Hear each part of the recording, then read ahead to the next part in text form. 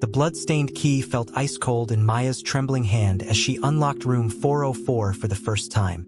The hallway reeked of decay and something metallic that made her stomach churn. Previous tenants had vanished without a trace, their belongings left scattered like warnings. As she pushed open the creaking door, a gust of wind carried the scent of rotting flesh and old blood. The room was frozen in time, with dark crimson stains blooming across the floorboards like poisonous flowers. Maya's predecessor had clearly not left voluntarily. Drag marks led to the closet, ending in a pool of congealed blood that had seeped between the floorboards. Her roommate's warning echoed in her mind: "Don't stay in 404 past midnight." But desperate students couldn't afford to be choosy.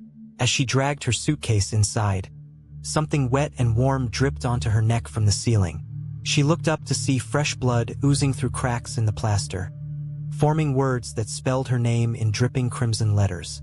Maya wiped the bloody message from her neck, her hands shaking violently as crimson liquid smeared across her skin. The desk drawer groaned as she yanked it open, revealing a yellowed note written in what looked disturbingly like dried blood. The rules were simple yet terrifying. Rule 1. Never open the closet after 3 a.m. Rule 2.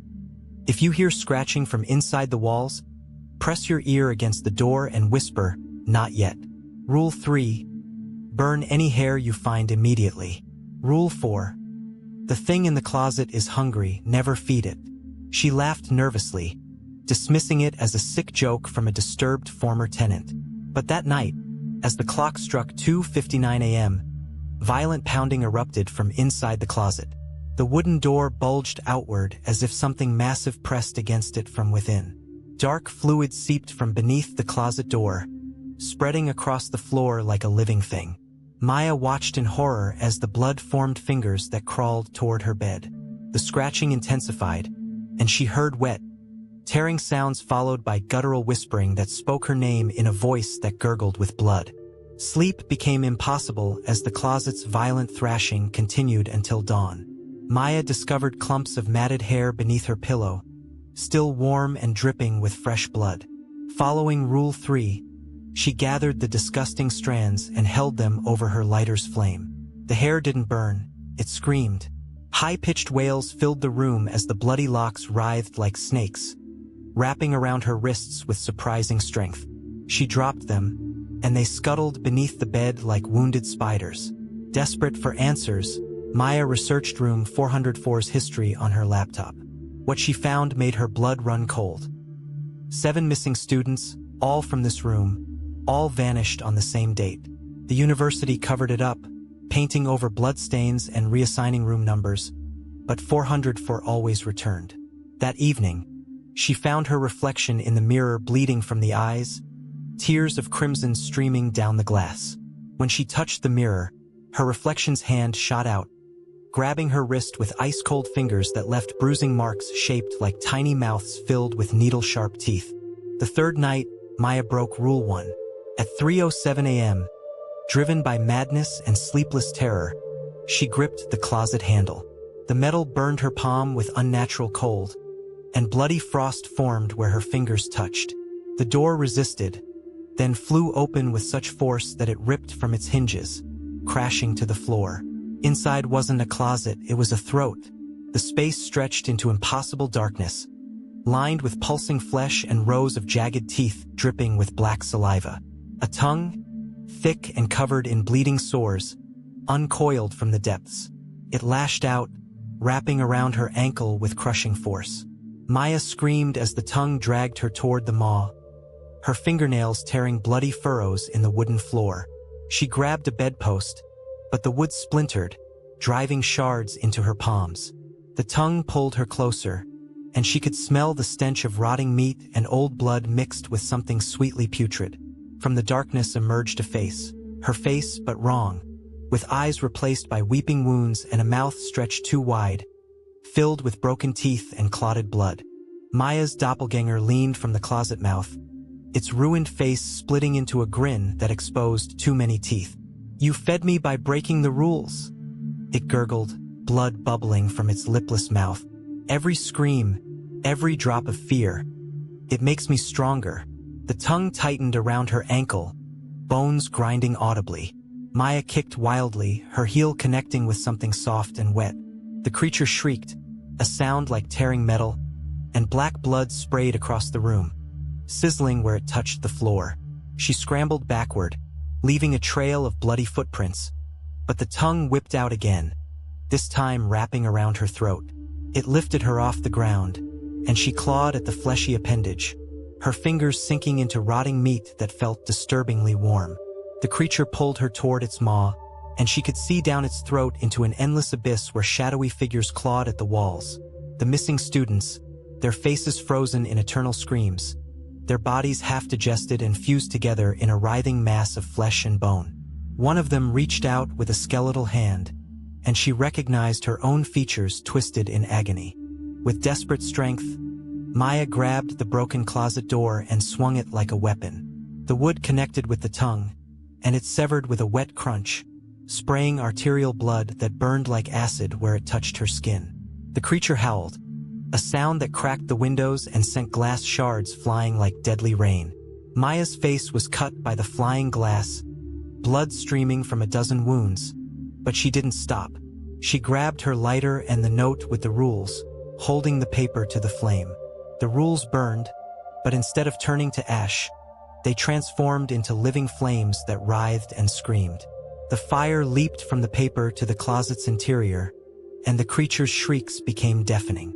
The fleshy walls of the closet blackened and peeled back, revealing the rotting corpses of the missing students fused into the walls, their mouths open in silent screams, their eyes weeping black blood. The floorboards erupted with gore as the bodies tried to free themselves, hands bursting through wood, fingers grasping at Maya's ankles. One corpse, wearing her predecessor's clothes, grabbed her leg and whispered with a mouth full of maggots, "You're too late. We're already inside you." Maya looked down in horror as her skin began to split, bloody fissures opening across her arms and chest. From the wounds emerged tiny fingers, then hands, then faces, the missing students clawing their way out of her body, tearing through muscle and bone in showers of gore. She fell to her knees, screaming as her own body unraveled, organs spilling onto the floor mixed with the rotting remains of those who came before. The closet creature, burning and dying, reached out with a charred hand and grabbed her heart, ripping it from her chest in a fountain of blood. But as Maya's vision faded, she realized the terrible truth. The rules weren't meant to keep the creature trapped. They were meant to keep it fed and contained. By breaking them, she had set it free, and now it would hunt beyond room 404. Her last sight was the creature crawling from the closet on broken limbs, its body reforming from the blood and flesh scattered across the floor, wearing her face as it opened the door to find its next victim. The university would claim another missing student, and room 404 would wait, bloody and hungry, for the next desperate soul to break the rules. The smell of iron hit Jake before he even opened the basement door, a thick, coppery scent that coated the back of his throat like dried blood. He was broke, desperate, and the late fees for the laundry service were higher than his weekly food budget. The rumor was simple: leave clothes overnight, and they return stained with mud or gore. Most students believed it was just old pipes rusting, but Jake had seen the red stains on the concrete floor that never washed away. He stood before the heavy steel door, his hand trembling as he gripped the cold handle. The hallway lights flickered above, casting long shadows that looked like reaching fingers. He told himself it was just superstition, a story to scare freshmen, but his instincts screamed at him to run. The air grew heavier, pressing against his chest like a physical weight. He could hear a low humming sound vibrating through the floor, rhythmic like a heartbeat. Pushing the door open, the smell intensified, overwhelming and nauseating. The darkness inside seemed to breathe, exhaling a mist that smelled of rotting meat and old pennies. Jake stepped in, ignoring the warning signs painted in what looked suspiciously like fresh crimson paint on the walls. The basement laundry room was a cavern of shadows, illuminated only by flickering fluorescent tubes that buzzed like dying insects. Rows of industrial washing machines lined the walls, their circular glass doors resembling wide, unblinking eyes staring into the void. Jake walked between them, his footsteps echoing on the wet floor, which felt slick under his shoes. He looked down and saw dark puddles reflecting the sickly green light.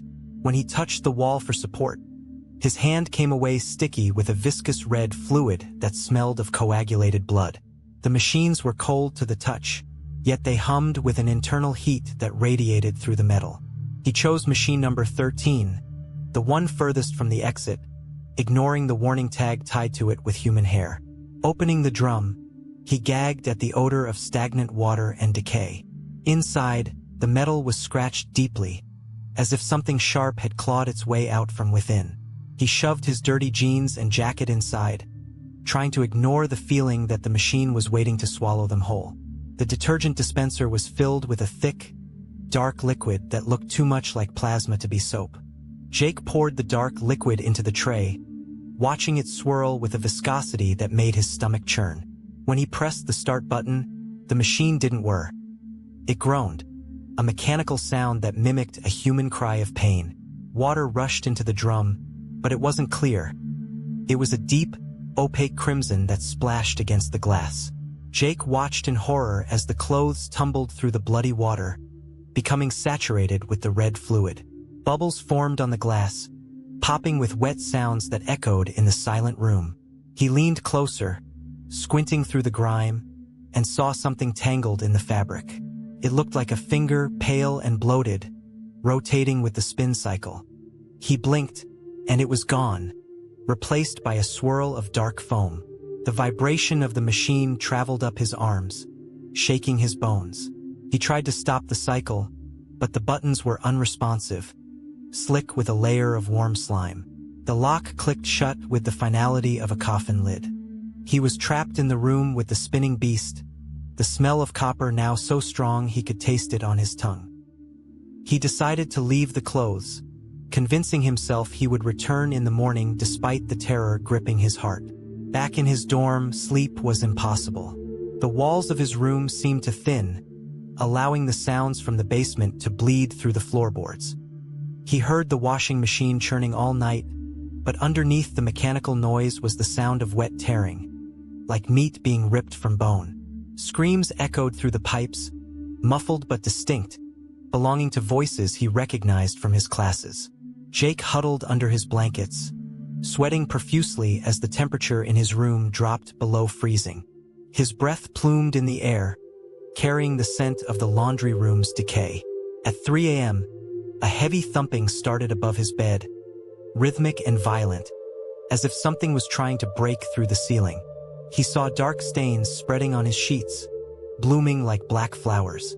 When he touched them, his fingers came away wet with fresh blood. The key to the laundry room, which he had left on his desk, was now covered in rust that flaked off like dried scabs. He knew something was hunting him, drawn by the scent of his fear. Morning brought no sunlight to the basement, only a gray, sickly haze that clung to the floor like fog. Jake returned to the laundry room, his legs shaking so violently he could barely walk. The door was ajar, leaking a thick red fluid that pooled around his shoes.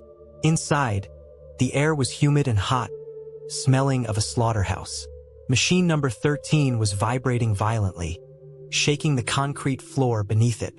Blood seeped from the rubber seal of the door, dripping onto the floor with a steady plip-plip sound. The puddle around the machine had grown overnight, a lake of coagulated gore that reflected his pale face. He approached the machine, slipping in the slick fluid, his hands stained red from grabbing the railing. The glass was fogged with condensation mixed with blood, obscuring the view inside. He could hear something moving within the drum, scratching against the glass from the inside. The handle was burning hot, searing his palm when he touched it.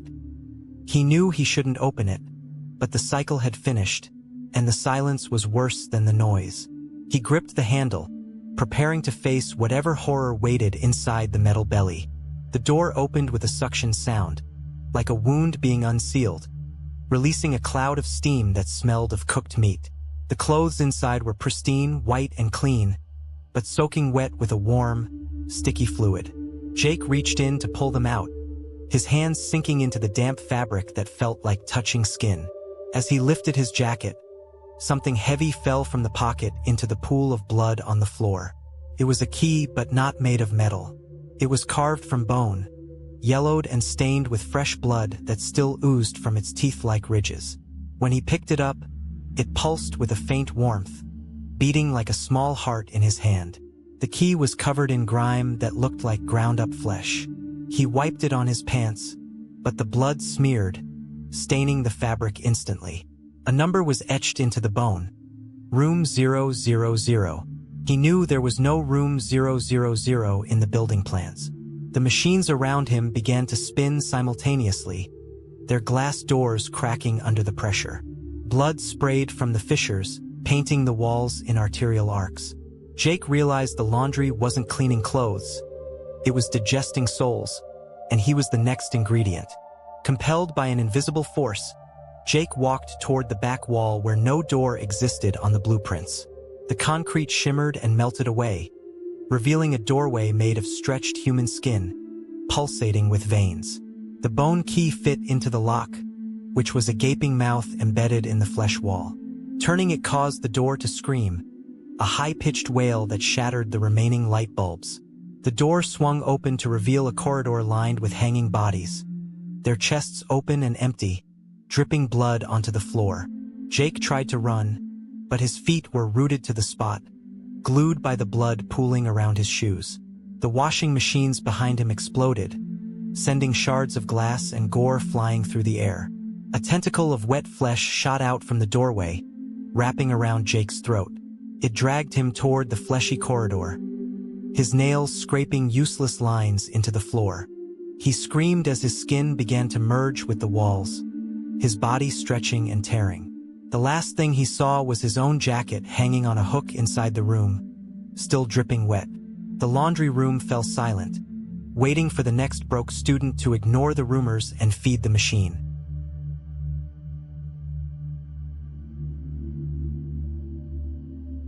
The silence of the dorm during finals was broken not by screams, but by the sudden death of every screen, plunging hundreds of stressed students into digital isolation within seconds, until a new network blinked into existence on every device simultaneously, pulsing with a signal strength that felt too strong, too close to be real or safe.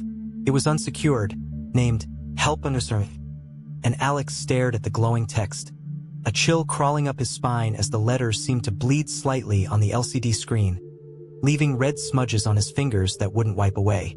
The dormitory hallway outside was unnaturally quiet.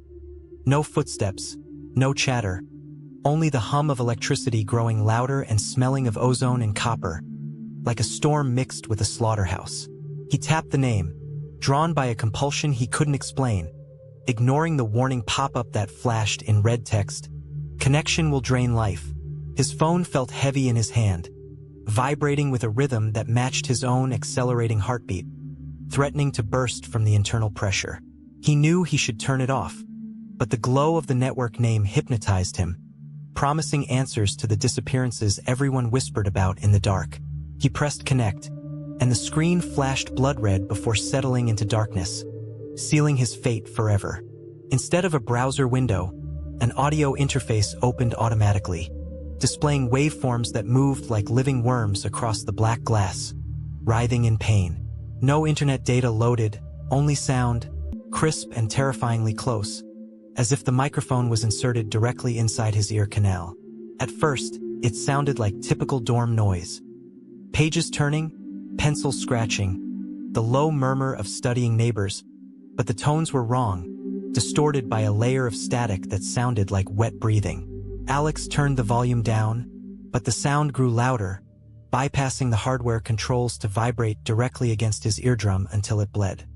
He heard a chair scrape across the floor above him, followed by a heavy thud that shook his bed frame and cracked the plaster. The waveform spiked violently, turning from green to a deep, pulsing crimson that stained the glass. He recognized the voice on the feed. It was his roommate, who had vanished 3 days ago, sounding confused and terrified. The audio whispered, "Can you hear me?" followed by the sound of something dragging across the ceiling, leaving a trail of dark, viscous fluid that smelled of rusted iron and began to drip onto Alex's face. The audio feed shifted abruptly from whispers to agonizing screams that tore through the silence of the room, shattering the window glass inward. It wasn't just one voice. It was a chorus of students, overlapping in a symphony of pain that made Alex's nose bleed instantly, coating his lips in copper. The sound seemed to emanate from the walls themselves, the drywall vibrating visibly with the force of the digital anguish, cracking open to reveal muscle beneath the paint. He tried to drop the phone, but it was searing hot, burning his palm with the intensity of a branding iron that fused skin to plastic. The screen displayed a live map of the dormitory, but the rooms were labeled with dates of death instead of numbers, glowing in red. Red dots pulsed where students had vanished, each one emitting a low-frequency hum that made Alex's teeth ache and gums bleed. He heard the sound of bones breaking on the feed, crisp and wet, synchronized with the cracks spreading across his own bedroom wall. Blood began to seep from the electrical outlets, dripping onto the carpet in thick, coagulated pools that bubbled. The network wasn't just broadcasting. It was harvesting, pulling the life force from the living to sustain the dead trapped within the signal, filling his mouth with blood. Desperate to escape, Alex scrambled for the door, but the handle was fused to the frame with a substance that looked like melted flesh and hardened blood. His phone screen cracked further, spiderweb fractures leaking actual blood that stained his fingers and shirt, soaking through to his skin. The voices on the network became clearer, identifying him by name, reciting his student ID number in a monotone drone that echoed in his skull. Alex, room 302. Next. The walls began to breathe, expanding and contracting like giant lungs, pushing him toward the center of the room where the blood pooled deepest. He looked at the floor and saw shadows detaching themselves from the furniture, reaching for his ankles with cold, solid hands that left bruising marks. The Wi-Fi signal bars on his phone filled up completely, turning black, and a new message appeared, "Upload complete." He felt a sharp pain in his wrist where the phone touched him, looking down to see skin merging with plastic, veins turning into circuitry that sparked. The blood on the floor started to boil, releasing steam that carried the faces of the missing students screaming in silence, their mouths wide open in agony. Alex stumbled back against the bed, knocking over a lamp that shattered, scattering glass that turned into shards of bone upon impact, cutting his feet deeply. He grabbed his laptop, hoping to find a way to disconnect the network from the main router, but the screen showed only a list of usernames written in blood. Every name belonged to a student who had disappeared over the last decade, their status marked as processing next to a photo of their corpse. The cursor moved on its own, highlighting Alex's name and dragging it into a folder labeled Archived Screams. Locking the file permanently, he typed furiously, trying to delete the network, but the keys stuck, oozing a dark slime that smelled of decay and burned his fingertips. The audio feed switched to a live view of his own room, showing him standing there from the corner perspective, but in the video he was already dead. His digital corpse lay on the floor, throat slit, while his living body watched in horror, unable to look away. The discrepancy broke his mind, causing blood to pour from his eyes and ears, pooling on the keyboard. The laptop fan spun wildly, sounding like a jet engine, sucking the air out of the room until he gasped for breath, drowning in blood. The lights in the room died completely, leaving only the glow of the devices which now emitted a sickly purple radiation that burned his skin. Alex's shadow stretched across the floor, independent of his movement, walking toward the wall where the blood was pooling deepest, dragging his physical body with it. He tried to scream, but his voice was captured by the microphone, added to the loop of suffering playing on every connected device in the dormitory building. Other students were waking up now, their phones glowing in the dark, connecting to the same trap unknowingly. He heard their screams through his phone, a network of dying voices linking together in a digital web of agony that tightened around his throat. The wall in front of him dissolved into static, revealing a void filled with floating cables that looked like intestines, dripping gore. They whipped out, wrapping around his chest and limbs, tightening until ribs cracked audibly. The blood on his skin began to glow, forming the Wi-Fi symbol on his forehead before burning itself into the flesh, branding him. He understood now that the signal never crashed. It was waiting for enough victims to connect simultaneously to open the gateway, feeding on their pain. In the final moment, Alex was pulled into the wall, his body stretching and distorting like glitching video footage, tearing apart at the seams. His scream was the last thing recorded, added to the Help_Me network as a new track for future students to hear when they connected. The room returned to silence, pristine and clean, as if no violence had ever occurred, the blood vanishing into the pores of the concrete. The cracks sealed, and the phone lay on the floor, screen dark and cold, covered in a thin layer of dust. Outside, the sun rose over the university, and new students walked toward the dormitory, unaware of the signal waiting in the walls to claim them. The Wi-Fi list refreshed on their phones, the network name blinking invitingly in the quiet morning air, promising connection.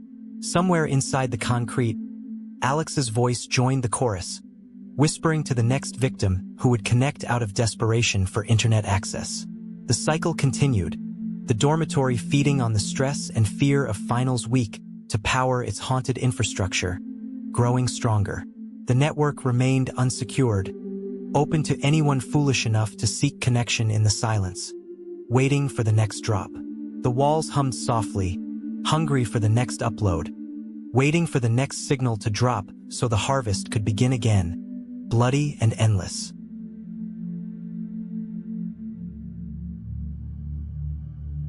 The silence in room 302 was not empty. It was heavy, pressing against Sarah's eardrums like deep water. From the moment she moved in, the air felt thick with an unseen presence, a suffocating weight that made the hair on her arms stand up constantly. Her assigned roommate never arrived, no name on the door, no bed made on the other side, yet Sarah never felt alone. Every time she turned her back, the temperature in the room would plummet, breath visible in the sudden cold fog. She would hear the faint creak of floorboards behind her, rhythmic and deliberate, stopping only when she spun around to face the emptiness. The shadows in the corner seemed to stretch longer than physics allowed, pooling into a darkness that swallowed the light from her desk lamp. One night, waking from a nightmare, she saw the doorknob turning slowly, inch by inch, though the lock was engaged. A low, wet breathing sound filled the room, coming from right beside her ear, hot and smelling of damp earth. She screamed into the pillow, but the breathing continued, steady and mocking, proving that someone or something was sharing her space, watching her every twitch with invisible eyes. The thefts began subtly, almost politely, which made them infinitely more terrifying. Sarah would buy a carton of milk, label it clearly with her name in bold red marker, and place it on the top shelf of the shared fridge. By morning, the carton would be gone, not spilled or knocked over, but vanished entirely, leaving no trace except for a single, sticky drop of white liquid on the shelf below. Then came the bread, the cheese, and eventually entire meals she had prepared late at night. It wasn't just food. Personal items started migrating across the room. Her favorite pen would appear on the stranger's desk, covered in a strange, oily residue that smelled of rotting flowers. Her toothbrush, kept in a closed cup, would be found damp and warm, the bristles worn down as if used vigorously by someone with jagged teeth. One morning, she found her pajamas folded neatly on her chair, though she swore she had left them thrown on the floor. When she picked them up, they were soaking wet and freezing cold, dripping water that stained her hands with a murky, gray sludge. The realization settled in her gut like a stone. Someone was living here, eating her food, using her things, and touching her while she slept. The bathroom became a chamber of horrors where Sarah's sanity began to fracture under the weight of undeniable evidence. She would lock the door tightly before showering, securing the chain and the bolt, yet upon exiting, she would find the mirror fogged up with condensation in the shape of a handprint far too large to be hers. The shower curtain, which she always pulled closed, would be pushed aside, dripping wet, with muddy footprints leading from the drain to the toilet. One terrifying morning, she discovered her towel missing from the rack. Searching frantically, she found it balled up in the corner of the shower stall, soaked in something dark and viscous that wasn't water. When she unfolded it, a long, dark hair, thick and coarse, unlike her own fine strands, was tangled tightly around the fabric. The smell in the bathroom intensified, a cloying scent of mildew and old sweat that clung to the back of her throat. She scrubbed the tiles until her knuckles bled, trying to remove the grime, but the stains seemed to bleed through the grout, reappearing moments after she wiped them away. That night, she heard the toilet flush in the middle of the night, followed by the sound of someone gargling water, a grotesque, choking noise that echoed through the thin walls. Academic life turned into a surreal nightmare when Sarah began finding assignments on her desk that she had never written.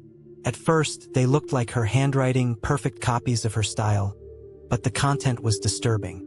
Essays about death, drawings of flayed bodies, and mathematical equations that solved for variables representing human suffering appeared overnight.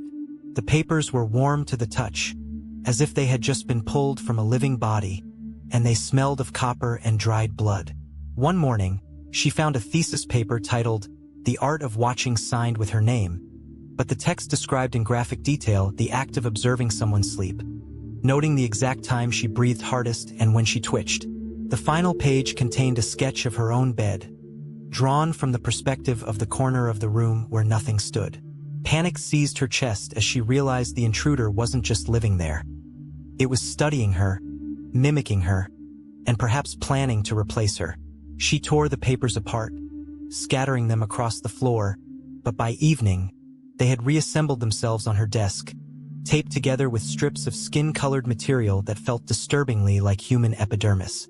Sleep became a battlefield where Sarah fought to keep her eyes open, terrified of what happened when her consciousness faded. She tried caffeine pills, loud music, and bright lights, but exhaustion eventually dragged her under. When she woke, the room was always different, rearranged in subtle ways that signaled a violation of her sanctuary. Her books would be stacked in towers that defied gravity, balanced precariously on the edge of the desk. Her clothes would be laid out on the floor in the shape of a human body, complete with a head and limbs formed from her sweaters and jeans.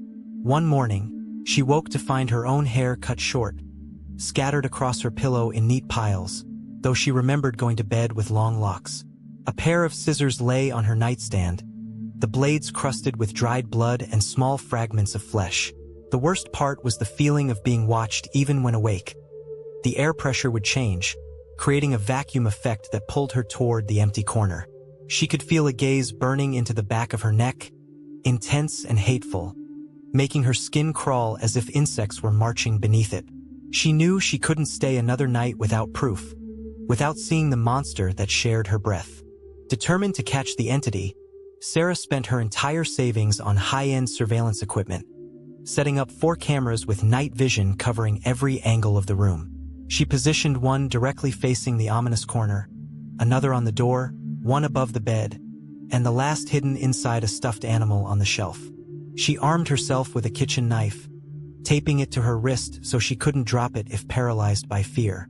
As night fell, she sat in the center of the room, staring at the corner, waiting for the shadows to coalesce into a form. Hours ticked by, the silence growing heavier, until her eyelids finally drooped. She fought sleep, pinching her arms, splashing water on her face, but eventually, darkness took her. When she jolted awake hours later, the room was freezing, and the camera's red recording lights were blinking steadily. Her heart hammered against her ribs as she grabbed the laptop to review the footage. She expected to see a person sneaking in, a prankster, or perhaps a hallucination. Instead, the timestamp showed that the room had been occupied the entire time, even when she was sitting right there, wide awake. The terror began before she even pressed play. Sarah's fingers trembled violently as she clicked on the first video file, the screen glowing with the eerie green hue of night vision. The footage from the door camera showed nothing entering or leaving. The room remained sealed, but the camera focused on the corner revealed the horror. At 10 p.m., while Sarah was reading in bed, the empty space in the corner began to distort. The air shimmered like heat haze, and slowly, a figure materialized. It wasn't transparent. It was solid, standing perfectly still, facing the wall. It was tall, unnaturally thin, with limbs that seemed to have too many joints. It wore tattered clothes that looked like they belonged to a decade ago, stained with dark patches. Sarah watched in paralyzed horror as the figure on the screen turned its head slowly toward the camera, revealing a face that was smooth and featureless, save for a vertical slit where a mouth should be. It didn't move while she was awake. It only existed in the periphery of her vision. The timestamp advanced, and the figure took a step closer to her bed, its movements jerky and unnatural, like a stop-motion animation brought to life by a madman. As the video progressed, the horror escalated beyond comprehension. The figure in the corner began to move only when Sarah's eyes closed in the footage. Every time she drifted off to sleep in the video, the creature lunged forward, closing the distance between them in seconds. It would hover over her sleeping form, its featureless face inches from hers, the vertical slit on its face pulsing open to reveal rows of needle-like teeth. It didn't attack. It inspected. Long, spindly fingers traced the contour of her jaw, her neck, her chest, mapping her anatomy with clinical precision. At one point, the creature leaned down and appeared to inhale deeply, drawing something visible, a wispy gray vapor, from Sarah's mouth into its own. This happened repeatedly throughout the night. Each time Sarah slept, the creature fed on her essence. The most terrifying moment came at 3:33 a.m., when the creature stood up and walked directly into the camera lens, filling the screen with its distorted face. It raised a hand and pointed directly at the real Sarah, who was watching the playback, acknowledging her presence in the present moment. It knew she was watching. The realization hit Sarah with the force of a physical blow. The creature hadn't just been in the room yesterday. It had been there since the day she moved in. She frantically scrolled through the archived footage from previous nights, and the pattern was consistent. Every night, the same ritual. The creature emerging from the corner, feeding on her while she slept, returning to its spot before dawn. But tonight was different. In the live feed currently recording, the corner was empty. Sarah whipped her head around to look at the actual corner of her room. It was vacant. Relief washed over her for a split second before pure dread froze her blood. If it wasn't in the corner, where was it? The camera on her desk flickered, and the image distorted. On the screen, she saw the creature standing right behind her chair, its hand resting on her shoulder. She felt the weight of that hand instantly, heavy and cold, pressing down on her real shoulder. She tried to scream, but her vocal cords locked, paralyzed by an unseen force. The vertical slit on the creature's face, visible now in the reflection of her dark computer monitor, widened into a grin. The room plunged into absolute darkness as the power died, leaving only the faint glow of the laptop screen. Sarah felt the creature's breath on her neck, hot and rancid, smelling of the grave. It whispered then, a sound like dry leaves skittering on pavement. "You saw me, so now I can take you." The grip on her shoulder tightened, bones grinding under the pressure. She was dragged backward out of her chair, her feet sliding helplessly across the floor. She clawed at the carpet, nails breaking, leaving trails of blood, but the strength pulling her was supernatural. The laptop screen showed the camera's view of the room one last time, her body being dragged toward the corner, where the air shimmered and twisted into a portal of swirling black void. As she crossed the threshold of the corner, she saw flashes of other students, faces twisted in eternal screams, trapped in the walls of the dimension beyond. The last thing she saw was her own room from the outside, the door swinging shut on its own. The next morning, the room was pristine, silent, and empty. A new student would arrive soon, unaware that the double room was now single again, waiting for the invisible roommate to begin the cycle anew, hungry and patient in the shadows.